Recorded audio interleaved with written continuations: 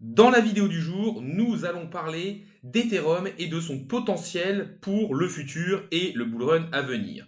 Dans cette vidéo, on commencera par rappeler ce qu'est Ethereum de manière très rapide, puis on parlera de pourquoi il y a tout ce FUD, cette peur autour d'Ethereum, puis nous rappellerons tous ses points forts parce que c'est quand même une des cryptos les plus solides du marché et nous terminerons par une petite analyse graphique afin de regarder quels sont les targets que l'on peut possiblement atteindre sur Ethereum et quel est son potentiel pour le bull run à venir. N'hésitez pas à liker la vidéo, à me dire dans l'espace commentaire si vous avez de l'Ethereum ou alors si vous préférez d'autres crypto-monnaies de Layer 1. N'hésitez pas non plus à vous abonner, ça récompense le travail que je fais au jour le jour et ça permet de faire grossir la communauté. Mais on va tout de suite rentrer dans le vif du sujet en parlant d'Ethereum. Ethereum, c'est quoi? C'est une blockchain ou une plateforme de Layer 1 sur laquelle différentes applications décentralisées vont venir et vont tout simplement être créées par une communauté de développeurs. Ethereum est aussi connu pour être la première plateforme qui a mis en place les contrats intelligents qui permettent d'automatiser et d'exécuter des tâches. Pourquoi il y a eu tout ce FUD sur Ethereum malgré que ce soit la deuxième plus grosse crypto-monnaie du marché? La première chose, c'est un problème qui date d'il y a assez longtemps, c'est son manque de scalabilité. Pour rappel, une blockchain se base sur 3 axes. Et on appelle ça le trilemme de la blockchain. On a la partie sécurité, décentralisation et la partie scalabilité. Selon ce fameux trilemme, il est impossible qu'une blockchain puisse être parfaite sur les 3. Il faut donc faire un trade-off, c'est-à-dire un sacrifice sur au moins l'un de ces 3 pans. Ethereum, lui, a décidé d'être extrêmement sécurisé, d'être le plus décentralisé possible, et donc forcément, ça joue sur sa scalabilité. Ethereum cherche à externaliser cette fonction aux différents Layer 2, aux secondes couches. En effet, actuellement, Ethereum, c'est encore assez cher et on a l'équivalent d'à peu près 15 transactions par seconde, ce qui est bien inférieur à tous ses principaux concurrents. Je tiens à préciser que dans cette partie où je vais parler de FUD autour d'Ethereum, je vais me faire l'avocat du diable et en parler comme si je n'avais pas d'Ethereum et si je ne voulais pas en acheter. Ce n'est pas forcément mon avis, mais c'est pour vous montrer les arguments qui sont plus en défaveur d'Ethereum avant de vous donner quels sont les points positifs et les avantages. Le deuxième point, c'est que le stockage va être de moins en moins rentable. En effet, avec la dernière mise à jour, on a l'arrivée de ce qu'on appelle les blobs, qui permettent de faire du stockage temporaire sur Ethereum, qui coûte beaucoup moins cher. Et en effet, avant, toutes les transactions se faisaient sur Layer 1 Ethereum. Maintenant, la plupart des transactions vont se faire sur le Layer 2 et ils vont rester les transactions, on va dire, qui ont le plus de valeur ajoutée sur le Layer 1. Et donc, ce coût de stockage qui leur permettait de gagner énormément d'argent va être de moins en moins rentable avec leur mise à jour. Donc, beaucoup disent que Ethereum se tire un peu une balle dans le pied en étant justement roll-up centrique, c'est-à-dire en externalisant toute sa scalabilité sur des secondes couches. Et on voit aussi, selon les chiffres, qu'il y a eu énormément de sorties de la blockchain Ethereum pour aller sur les différents Layer 2 et même sur certains Layer 1 concurrents comme par exemple Solana, Aptos ou Sui qui sont un peu plus mis en lumière parce que c'est des projets un peu plus récents. Donc le principal problème, c'est qu'on voit des baisses de revenus au niveau d'Ethereum, principalement dues au niveau des blobs et de ce baisse du coût de stockage. Ce qu'il faut se dire, c'est que ce qui rapporte le plus d'argent aux blockchains Layer 1, c'est l'exécution. Et aussi, ce qui attire les différents validateurs dessus, c'est ce qu'on appelle la MEV. En fait, la MEV, c'est tout simplement le fait que les personnes qui vont créer les blocs vont pouvoir voir les transactions qu'ils vont avoir dedans et vont mettre leurs transactions dedans pour se dire, par exemple, quelqu'un l'a fait un gros achat d'Ethereum, donc je vais mettre mon ordre d'achat juste avant, et juste après que la personne ait fait ces gros achats, je vais mettre mon ordre de vente, ce qui va permettre de profiter de l'augmentation du prix qu'il y aura eu sur cette crypto-monnaie grâce à la connaissance des transactions qui vont arriver. Et en fait, il faut se dire que la plupart de l'exécution se fait sur les layers 2. En fait, si vous voulez, toutes les transactions vont se faire sur le layer 2 et ensuite, ils vont les cumuler en une seule grosse qui va, elle, être mise sur Ethereum. C'est pour ça qu'il y a en moins de transactions sur Ethereum et que c'est plus des transactions à forte valeur ajoutée ou du stockage de la donnée qui va être faite sur le layer 1. Ethereum a aussi toujours eu du retard sur sa roadmap. On a vu que toutes ces mises à jour ont souvent 2-3 ans de retard.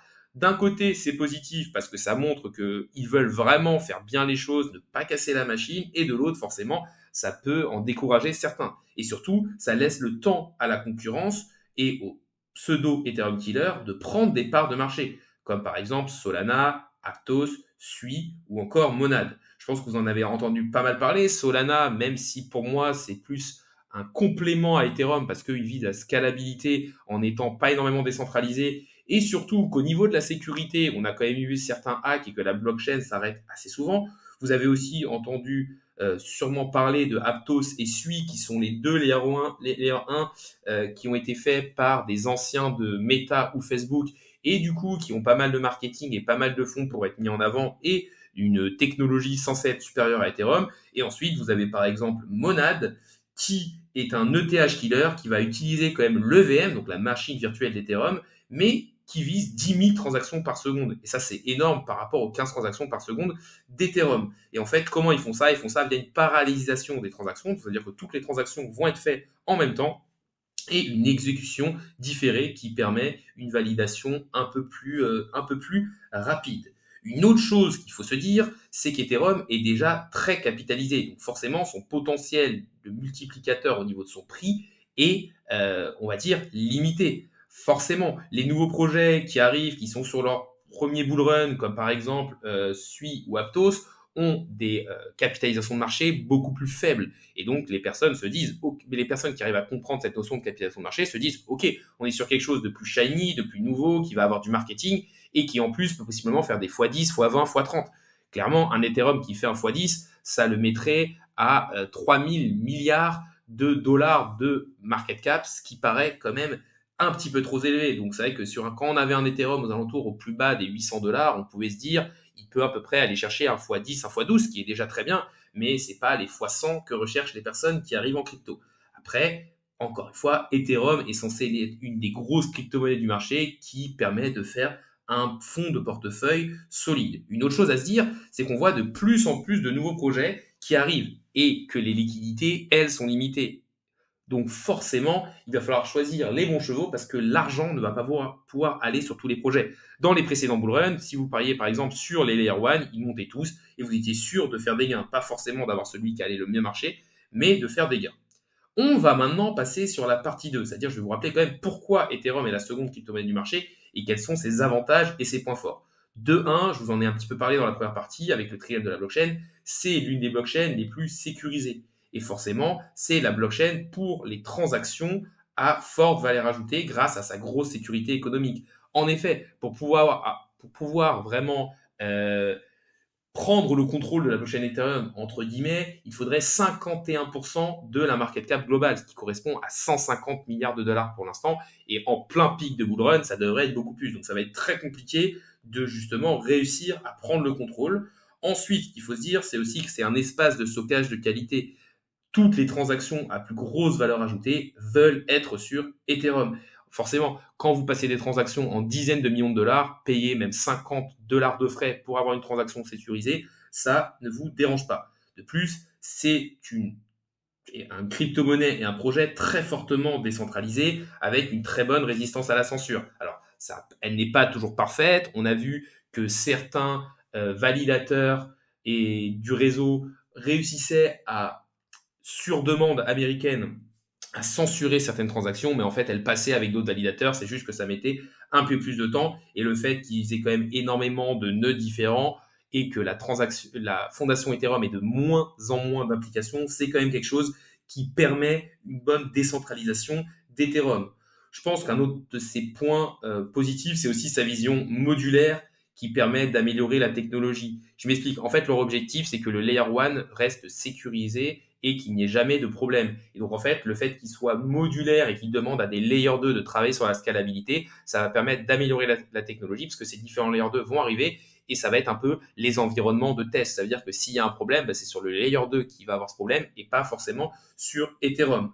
Il faut aussi se dire que Ethereum, c'est le meilleur collatéral de sécurité dans la finance décentralisée. C'est devenu un standard. Vous bloquez vos Ethereum pour pouvoir avoir des rendements ou emprunter de l'argent. Ça marche aussi avec Bitcoin, mais c'est vrai qu'au niveau des layers 1 qui ont aussi des contrats intelligents et un gros écosystème avec les dApps, c'est Ethereum qui est le préféré. En plus, il faut se dire que pour l'instant, le nombre de blobs, donc cet espace de stockage temporaire sur Ethereum, est assez faible, mais qu'avec les différentes mises à jour et la roadmap, ils vont augmenter fortement. Ils vont être multipliés, je crois, par 20 ou 30.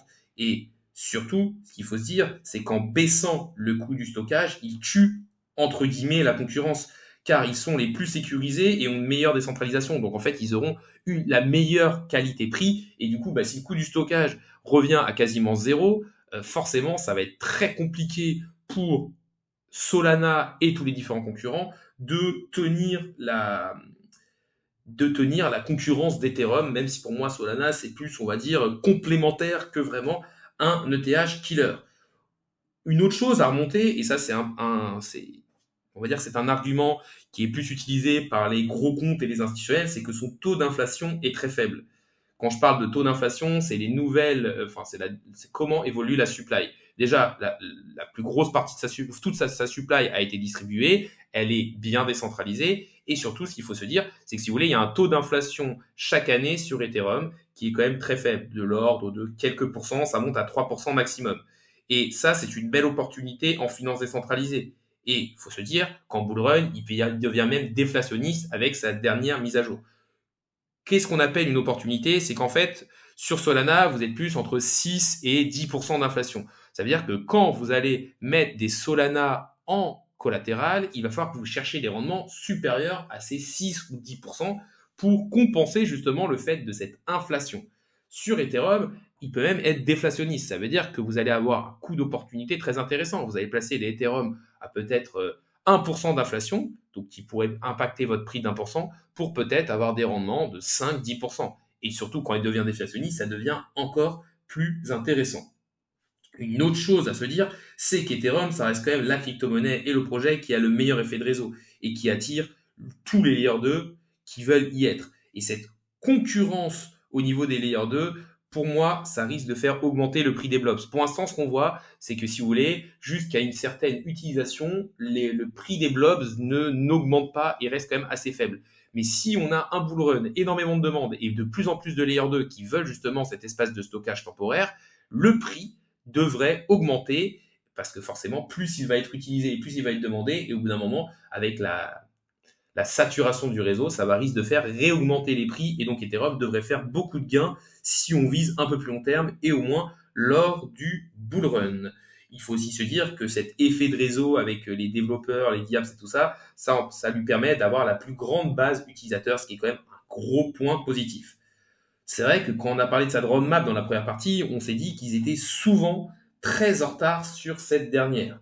Mais pour moi, il y a une chose très importante à regarder, c'est qu'ils ont une roadmap très bien définie, qu'ils la suivent et que ça nous promet quand même de belles choses dans l'avenir.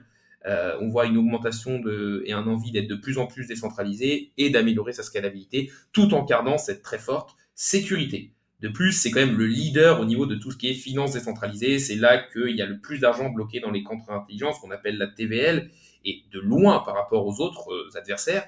Et surtout, on a énormément de protocoles de DeFi qui sont construits sur Ethereum. En effet, ils veulent venir là où il y a de la liquidité, et c'est quand même là que les plus gros comptes veulent trader.